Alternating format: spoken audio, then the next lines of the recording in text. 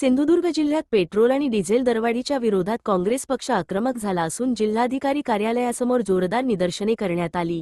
जिल्हाध्यक्ष अरविंद मुंडकर यांच्या नेतृत्वाखाली कार्यकर्त्यांनी इंधन दरवाढीविरोधात घोषणाबाजी करत सरकारचा निषेध व्यक्त केला।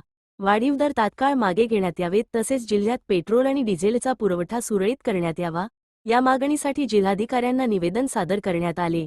येत्या 8 दिवसांत प्रशासनाने यावर ठोस निर्णय घेतला नाही तर काँग्रेसच्या वतीने संपूर्ण जिल्हाभर तीव्र आंदोलन छेडण्यात येईल, असा इशारा जिल्हाध्यक्ष अरविंद मुंडकर यांनी यावेळी दिला आहे।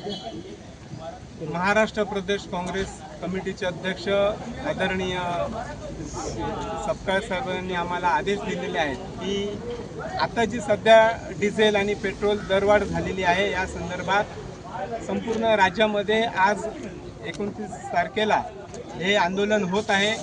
आज आम्ही सिंधुदुर्ग जिल्हा काँग्रेस कमिटीचा अध्यक्ष मी स्वतः आणि हे माझे सर्व पदाधिकारी प्रदेश पदाधिकारी आहेत, प्रांतिक सदस्य आहेत, महिला काँग्रेस आहे, युवक काँग्रेस आहे, सेवादल आहे, सर्व सेल इथे उपस्थित आहेत।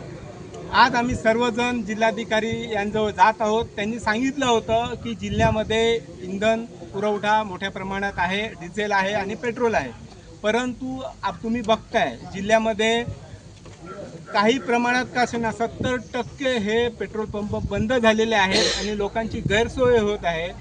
शेतकऱ्यांना, मच्छीमार बांधवांना, सामान्य जनतेला जे पेट्रोल हवं आहे व्यवसायासाठी असेल त्यांना कॅनमध्ये पण हवं असतं, परंतु ते कॅनमध्ये पण देत नाही आणि त्यामुळे जिल्हाधिकारी मॅडमनी जसं सांगितलं की मोठ्या प्रमाणात पुरवठा आहे, मग आता आम्ही एक कॅन त्यांच्याजवळ घेऊन जात आहोत आणि त्यांच्याजवळ पेट्रोल आणि डिझेल मागत आहोत। जर त्यांनी दिलं तर ठीक आहे, अन्यथा येत्या आठवड्याभरात संपूर्ण जिल्ह्यामध्ये प्रत्येक तालुक्यामध्ये हे आंदोलन उग्र स्वरूपात आम्ही काँग्रेसच्या माध्यमातून करणार आणि सामान्य जनतेला न्याय मिळवून देणार।